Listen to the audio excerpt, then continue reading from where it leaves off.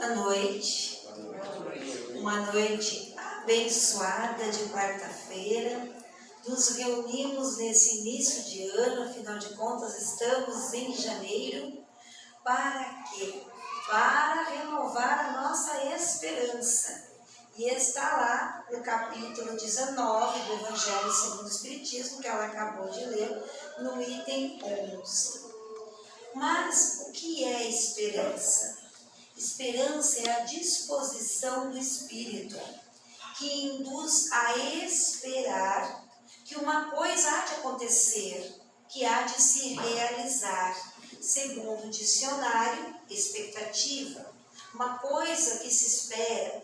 Esperança é confiança, ou, como ela acabou de ler, uma das virtudes teologais. Mas a gente fica confuso.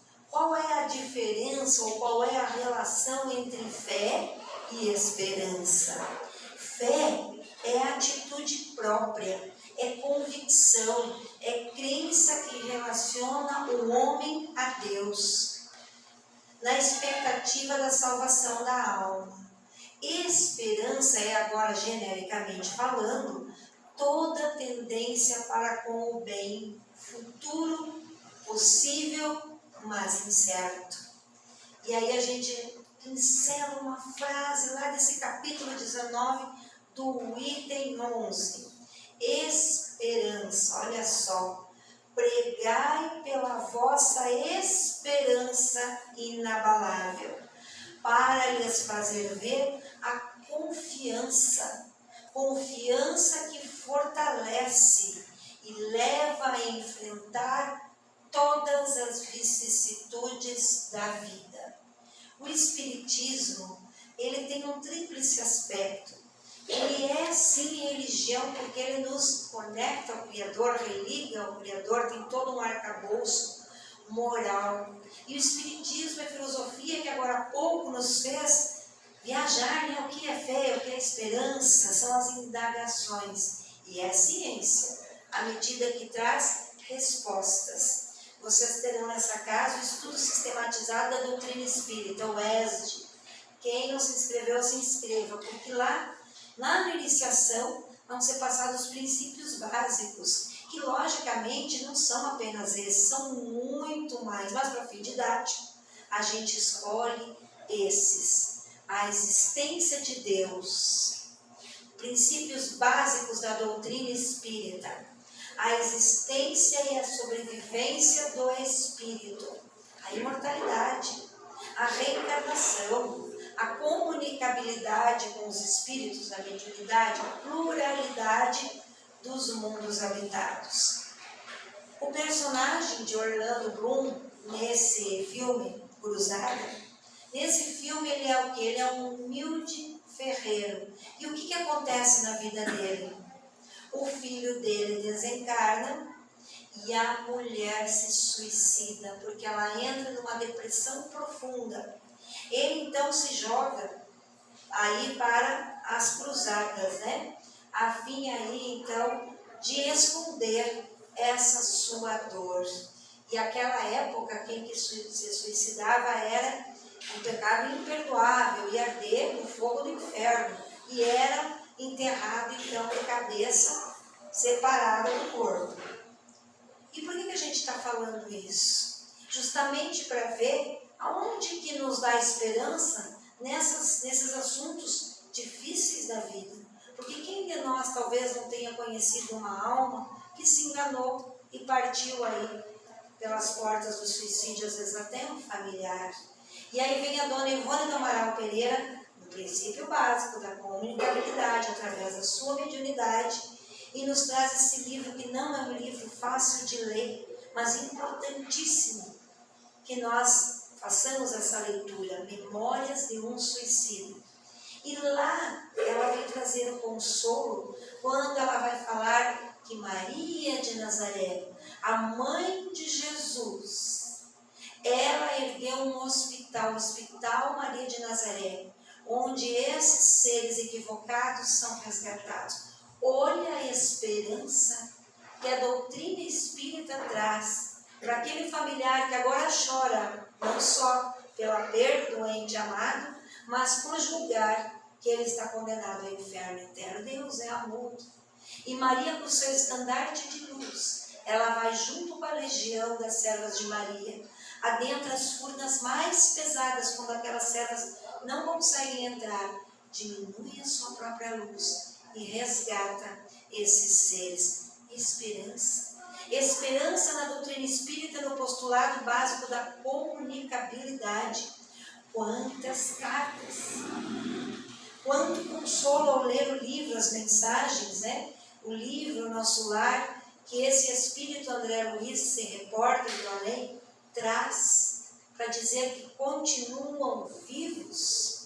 Esperança do reencontro, como nessa cena. Quem não leu o livro, leia, ou assista o filme, onde ele encontra-se com a sua mãe, que na pluralidade dos mundos, ali no caso no mundo espiritual, né, falando das esferas, das moradas, a mãe dele está numa morada bem mais elevada e ela vem em visita ao filho. Então, quando os nossos entes amados partem, nós temos esperança, porque eles estão vivos e há a possibilidade do reencontro.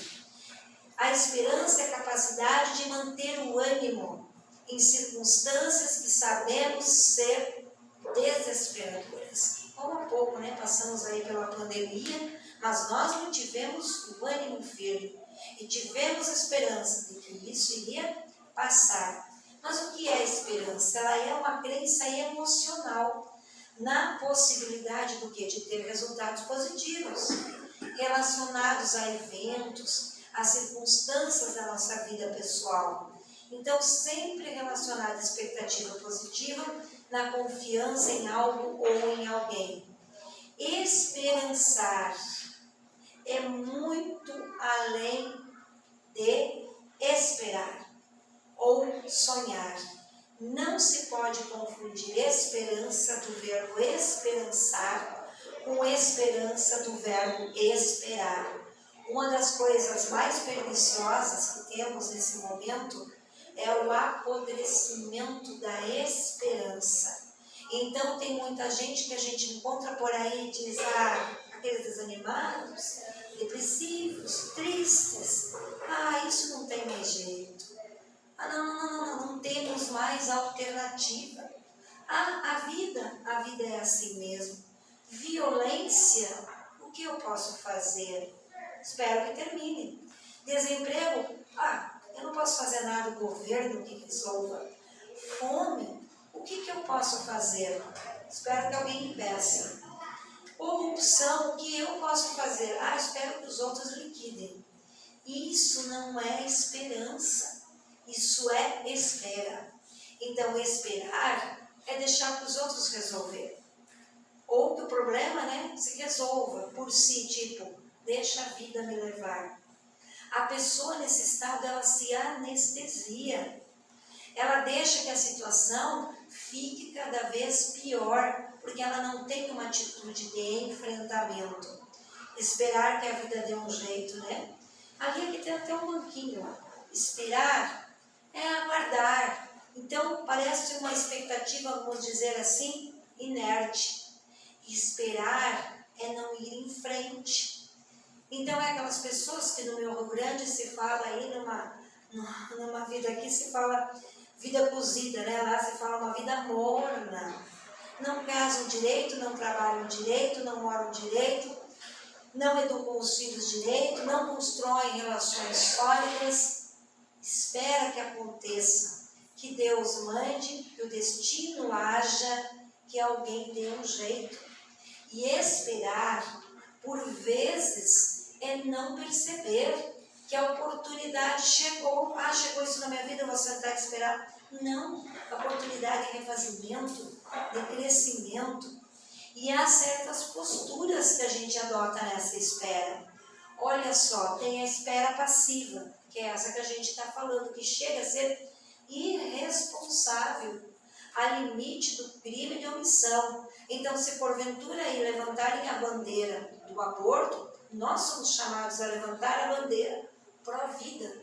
Eu vou sentar e esperar que o governo, que as outras religiões. Não, isso pode ser crime de omissão. Postura de espera, tem a espera cínica. Não vou cooperar, querem abrir a casa de novo, depois da pandemia, vão lá, vou cruzar meus braços e vou ver o que vai dar.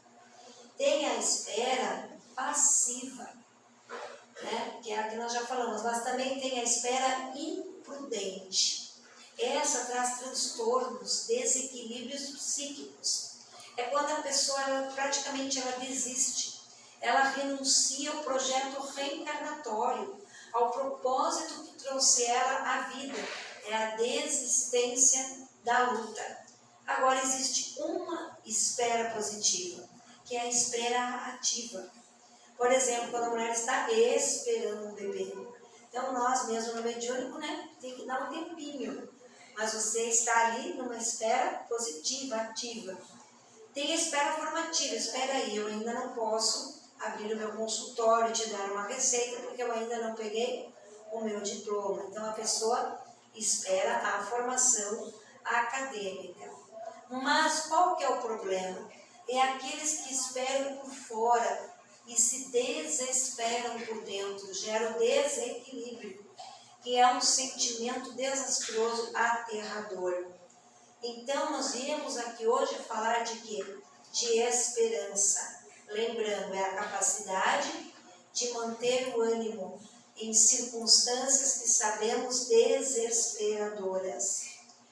Vai muito além, então, só a ter a esperança. Nós somos chamados a entusiasmar os outros, a animar os outros. E esperançar é confiar e ter esperança. Olha os espíritos falando. Meimei, através de Chico Xavier. A esperança é uma fortuna. Fortuna de que natureza? Da natureza divina. Que a fé recebe no banco da providência divina. E como foi lido aqui, é uma das virtudes teologais, né? Das três lá: fé, esperança e caridade. A esperança é a grande consoladora, que dá suporte às relações humanas. Emmanuel, que fora mentor de Chico, os filhos da boa-fé cultivam as flores da esperança. E o Espiritismo ainda vem nos trazer, não a fé cega, né? Mas a fé raciocinada, aquela que pode enfrentar a razão face a face em qualquer época da humanidade. E então a gente pensa assim, mas a fé também, ela só pode ser expressiva quando ela é ativa, quando ela tem obras. E a gente fica pensando, lê a teoria tão bonita, não sabe o que eu estou passando lá na minha casa, lá no meu serviço. Então nós trouxemos hoje um exemplo, porque falar mensagem dos Espíritos sobre a esperança, nós vamos encontrar inúmeros, como nós citamos dois aqui, ou o próprio Evangelho. Mas e daí? E na hora da dor suprema? Então nós vamos trazer um exemplo de alguém que teve esperança, quando esteve entre nós. Perguntando para a ala do fundo, que os da frente eu sei que conhecem. Quem aqui já ouviu falar de Jerônimo Mendonça? Levanta a mão. Olha, estão de parabéns, ainda tem uma meia dúzia. Isso é ótimo, né? Vamos relembrar do Jerônimo? O Gigante Deitado, a quem a doutora Jane Vilela fez um livro, né? Era amigo pessoal dele. E ele foi chamado, então, nesse livro de Gigante Deitado. Ele nasceu em Tuiutaba, Minas, 1º de novembro de 1939, desencarnou em novembro de 89. Eram 9 filhos, então a família era pobre, ele era o penúltimo dos filhos. O pai era Altino e a mãe era Antônia. Os pais pobres, analfabetos, a mãe dele era lavadeira e o pai vivia de bicos. Olha só, olha o queixume, né? Na outra palestra a gente vai falar da gratidão. Olha só, ele só tinha na adolescência, quando é aquela fase crítica, né, que os meninos querem se arrumar, se apresentar com as meninas, um único par de sapatos que ele achou no lixo. Talvez a gente tenha reclamado, né, hoje. Vou lá no centro, não tem nem um sapatinho para colocar. Abre lá, tem não sei quantas dúzias lá. Dos 13 aos 15 anos, ele fazia palestrinhas na igreja presbiteriana, só que desencarna o avô. E com isso ele entra aí em questionamentos, em dúvidas, e ele quer conhecer a vida além do túmulo, e ele procura a doutrina espírita. Quantos de nós não viemos aqui pela primeira vez, motivados aí por um desenlace de um ente querido? Aos 17 anos, ele, que era um bom jogador de bola, começa a sentir dores nas articulações, que daria início a uma artrite reumatoide que iria imobilizá-lo. Quando ele completou 18 anos, cada vez inchando mais as articulações, já estava andando com dificuldade, quando na cidade passa aqueles carros anunciando cinema. E o cinema teria um filme bem longo, de 4 horas de duração, e o vento levou. E ele queria ir no cinema, não tinha nem roupa. Então o alfaiate, muito amigo dele, da família, ficou com pena e mandou fazer um terno branquinho, que na época era os jovens hoje querendo o iPhone, era o terninho branco. Ele ganhou esse terno, foi com os amigos, chegou no cinema, estava lotado. O que sobrou para ele? Ficar lá no fundão, em pé, e ele já estava com certa dificuldade. Resultado, saiu do cinema carregado pelos amigos.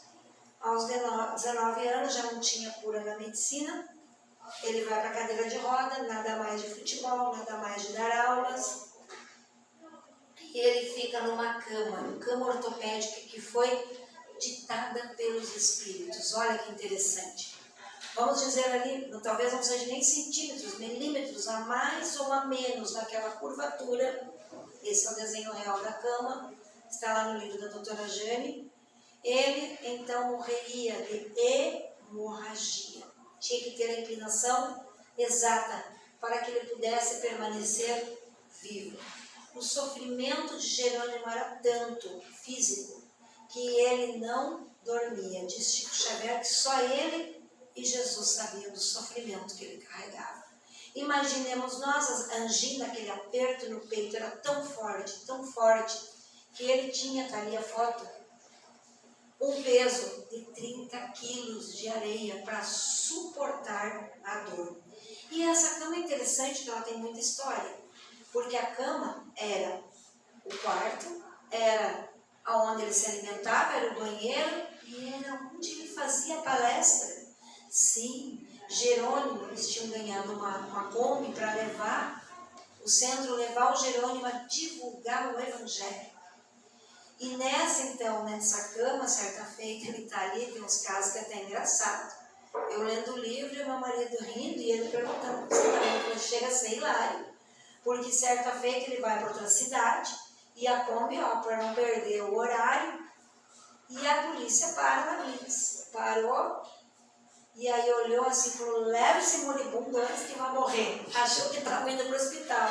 E na realidade ele estava indo fazer palestra.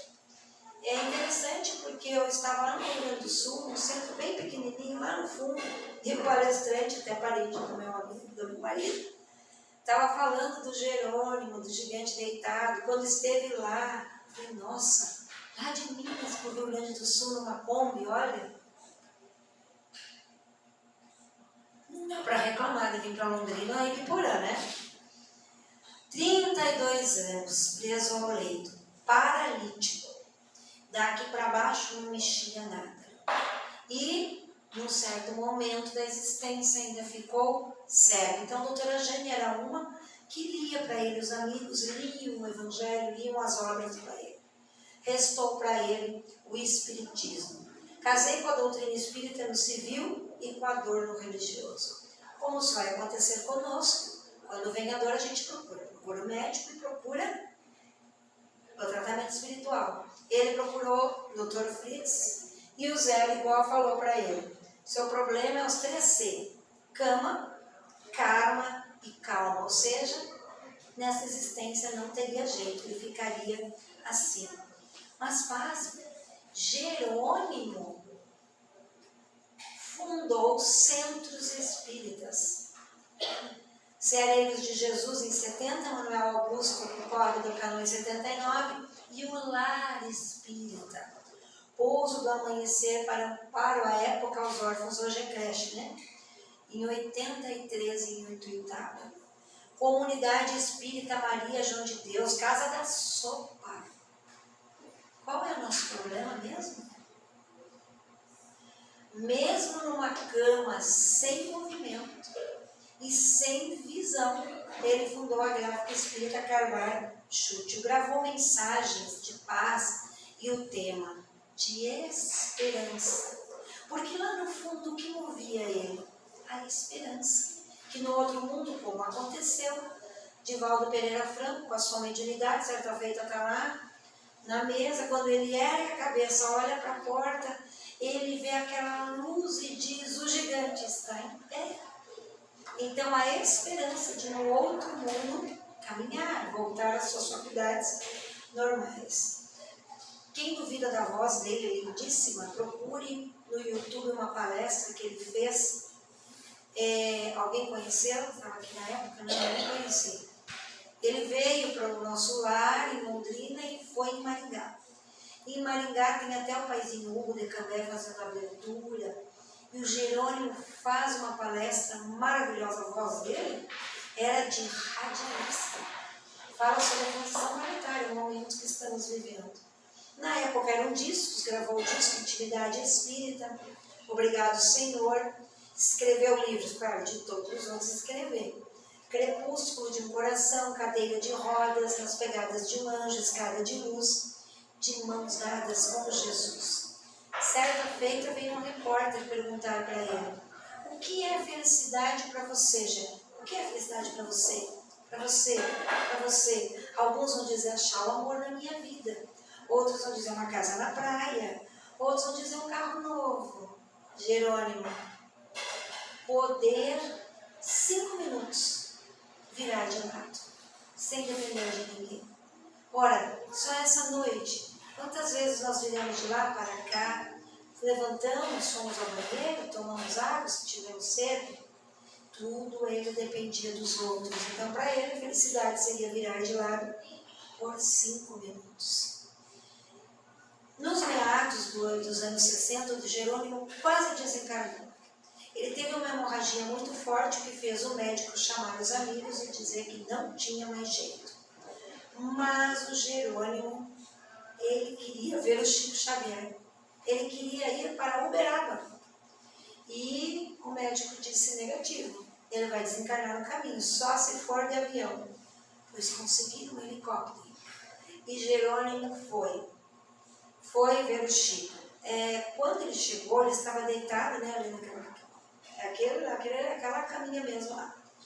E o lençol que cobria aquela cama, era branquinho, como que estava tingido pela hemorragia, tudo vermelho. Chico, que estava fazendo uns atendimentos, não estava lá. Quando ele chega, ele fala assim: olha só quem está nos visitando. Jerônimo, presta atenção. Olha, depois que eu fui fazer uma relação com a outra, olha o que o Chico disse. Está parecendo uma rosa vermelha.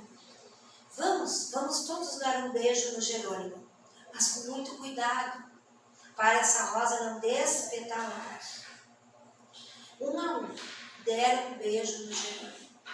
Depois, chegou a vez do Chico. Observa o que aconteceu.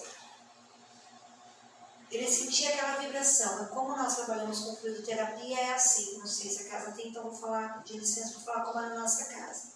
A gente aplica, a pessoa fala, mas é 2 passes? Não. É um passe que, vamos falar uma linguagem simples para vocês entenderem? É uma limpeza, é uma preparação para a fluidificação mais profunda. Então, por isso que é feita uma triagem, que são só casos de pessoas que realmente necessitam da fluidoterapia.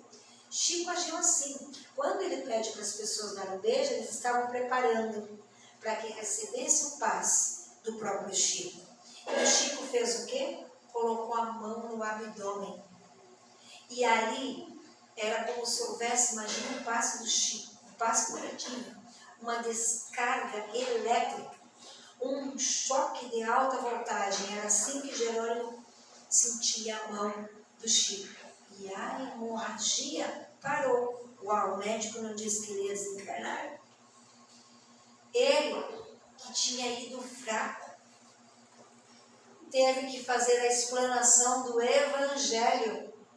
E o Chico dá uma lição para o Jerônimo, para todos nós. Você sabe por que dessa hemorragia, Jerônimo? Não. Foi porque você aceitou o coitadinho. Então as pessoas passavam lá, coitadinho, não pode comer, coitadinho, não se movimenta. E você desenvolveu a autopiedade. Quizá nós, pelos probleminhas que estamos passando, inerentes à sua fase de transição, cada um de nós, alguém passa e fala, nossa, mas você está passando por isso, e a gente vai aceitando. A gente vai aceitando, vira o coitadinho, a autopiedade. E o Chico diz para ele, você começou a ter dó de você mesmo. O seu pensamento, vamos falar só do pensamento do dia aqui, né? Seu pensamento negativo gerou todo esse processo destrutivo. Fluidicamente interferiu no corpo físico, gerando a lesão. Jerônimo, como se Chico falasse para nós hoje, Maria, Joãozinho, Aninha, vença o coitadinho. Tenha bom ânimo, alegre-se, cante, brinque, para que os outros não sintam piedade de você. E foi assim que Jerônimo não desencarnou e que ele, apesar das grandes dificuldades físicas, levava aos outros esperança. Tanto é que um senhor fazendeiro lá do Piauí, olhar, sei lá para cima, que ele estava desesperado, ele faliu, perdeu a fazenda. E ele disse para um amigo espírita, eu vou me suicidar. E o amigo disse, tudo bem, sua decisão, mas antes você visite uma pessoa lá em Minas. Levou ele, não falou nada da dificuldade. Quando essa senhora entra ali, no quarto do Jerônimo, vê ele com aquele ânimo, cantando, brincando, porque os espíritos superiores estão assim. Paizinho Hugo de Cambé, Chico Xavier e o próprio Jerônimo fazem piadinhas, né? Piadas saudáveis, lógico, brincadeiras. E ele sorrindo, ali o homem saiu de lá, não sabia nem porque tinha pensado em suicídio. Em esperança. Caravanas iam até o Jerônimo. Ônibus, como a gente vê no Chico. Certa feita, chegou uma van lotada. E o Jerônimo tinha extraído a unha. Quem já extraiu a unha aqui sabe a dor que é extrair uma unha. Todas as unhas dos pés. E o povo chega lá e quer ver ele alegre. E ele estava alegre. Com toda aquela dor, o diretor da caravana falou, o pessoal lá do centro, antigamente era fita cassete, né? Hoje é pendrive. Tanto faz. Trouxe lá uma fita cassete para que você cante com a sua voz, para levar lá para eles a recordação. E Jerônimo, com toda aquela dor, inclusive naquele dia maior, cantou, e eles levaram lá a tal fita cassete. Então, uma vida de superação de limites espalhou muita luz, mesmo com todas essas dificuldades. Ele então trouxe uma mensagem de ânimo, de amor e de esperança. Levando o pão, como a gente viu, do consolo pelas casas que ele fundou, e a palavra também. Então aqui nós não nascemos para sermos completamente felizes, porque o nosso mundo não é um mundo ditoso e feliz. É um mundo, embora em transição, um mundo ainda de provas e expiações, né? Conquanto andemos aí firmes para a regeneração. Então, o que acontece com o nosso pico? Ora a gente está alegre, ora a gente está triste. E esses sentimentos aí a gente vai compreendendo com a doutrina espírita, como foi dito hoje, a não sentirmos pena de nós mesmos, não nos fazermos de vítima. Gigante deitado fisicamente, moralmente sempre esteve em pé. Tem causos muito hilários no livro, leiam. Ele, com certa feita, chegou com um senhorzinho que já estava, acho que alcoolizado, né? E está tendo velório, o Jerônimo do lado falou, nossa, não sabia que fazia velório com 2 defuntos. Tal era a situação precária física do Jerônimo. Sem contar que muitas vezes ele foi esquecido, como por exemplo nesse enterro. Eles levaram, foram lá ao porteiro, às vezes até o Jerônimo fazia a prece, os amigos foram embora E o Jerônimo ficou no cemitério. E à noite os amigos foram, era um entra e sai na casa, visitar ele. E a mãe dele falou: aconteceu com vocês? Foi lá no velório, depois do enterro. Deixaram ele noite adentro, no cemitério. Né? O bêbado que fala para ele é o paralítico: levanta-te e anda, e fala para ele o homem, levou café. E assim vários causos, né? Tem uma moça que em todo lugar que ia, ela não era espírita, ela encontrava o Jerônimo. Um dia o Jerônimo com aquela dificuldade, e aí ele atrapalhava, né, com aquela cama, novamente no cinema, a moça tropeça, fala: você também, paralítico, não para em casa? E a mãe do Jerônimo falou: de todos os filhos que ela tinha, 9, o que mais sai é o que não anda. Então é interessante, né?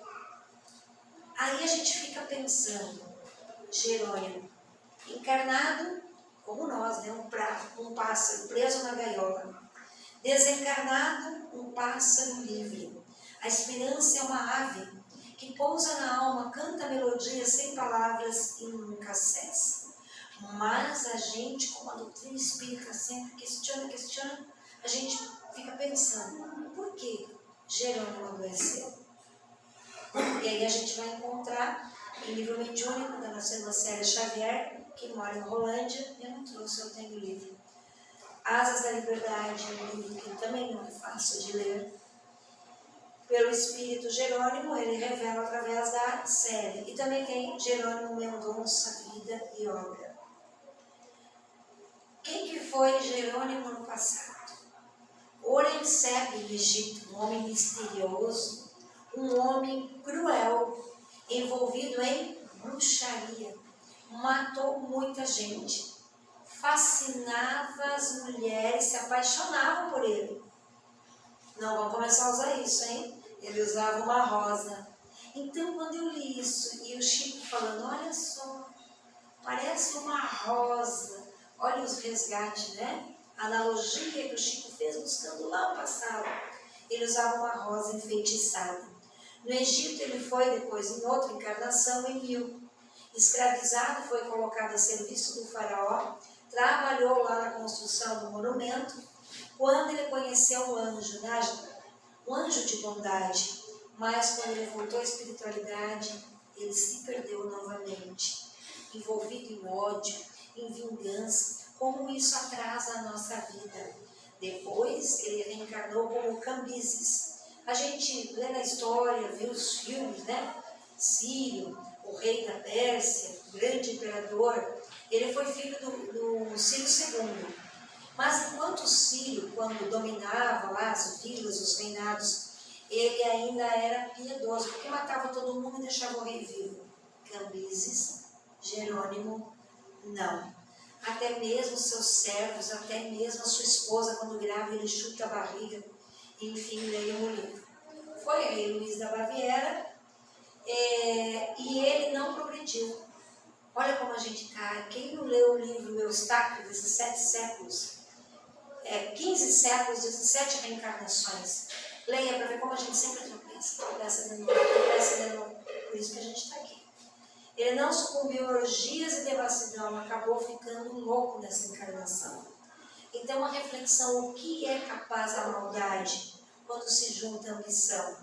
E esse gigante esforço dos espíritos que Jerônimo pediu de além de não poder se movimentar e ver, para que ele também não ouvisse e não falasse. E a espiritualidade no seu programa reencarnatório disse: não. Você vai precisar da sua voz potente para levar o Evangelho do nosso Senhor Jesus. Então ele abraçou a doutrina espírita na mocidade e tudo que ele aprendeu, diferente da gente, que a gente se anima um pouquinho, chega lá fora já tropeça. Nessa ele foi vencedor de si mesmo. Ele colocou em prática, porque ele sabia que tudo que estava ali acontecendo era efeito de uma causa lá do passado, de outras encarnações. Então, ele é conhecido no movimento espírita como o missionário da resignação. E nós podemos dizer, aí para nós dentro do tema, né, aquele que verdadeiramente nos trouxe esperança no futuro. Então nós temos o hábito de responsabilizar os outros quando acontece uma coisa, ou é Deus, ou é a sogra, ou é o chefe, é a macumba, né? É a genética. Mas o livro dos Espíritos, na questão 845, é claro, não há convite irresistível quando se tem vontade de resistir. Por isso que a gente vê falar que o Carlos surgindo aqui, pensamento e vida, ele fala muito no pensamento e na vontade. Então, se a gente for remontar, tudo origina dali. A nossa força para vencermos. Querer é poder. Vontade, livre-arbítrio, lei de causa e efeito, a cada um segundo as suas obras. E a gente começa a refletir com o Jerônimo. Como estamos nós usando os nossos olhos? Já que ele não enxergava, mas nós enxergamos. As nossas pernas, os nossos braços. Como está o nosso sentimento, os nossos atos, as nossas palavras, os nossos pensamentos. Desistir, eu já pensei seriamente nisso, mas nunca me levei realmente a sério. É que tem mais chão nos meus olhos que cansaço nas minhas pernas, mais esperança nos meus passos do que tristeza nos meus ombros, mais estrada no meu coração do que medo na minha cabeça. Cora Coralina. Esperançar é agir, é fazer a sua parte, é ser responsável, é dar o melhor de si, é ser um grande agente transformador da sociedade, é ter um perfil de liderança, é correr atrás da realização de muitos sonhos e do futuro. Doutora Jennifer Chaves, ela afirma que a esperança, ela pode ser ensinada, ela pode ser desenvolvida, é algo que nós podemos sim aprender. E a gente pensa, mas como aprender a ter esperança? É necessário que o indivíduo saia daquela cadeirinha que nós vimos antes, do comodismo, da zona do conforto, e comece aí a se identificar com o seu objetivo de vida, traçando um meio de alcançar. Puxa vida, essa doutrina é interessante. Como é que eu faço para saber mais, para evoluir mais? Opa, vou me inscrever lá no ED da casa, né? Vai começar.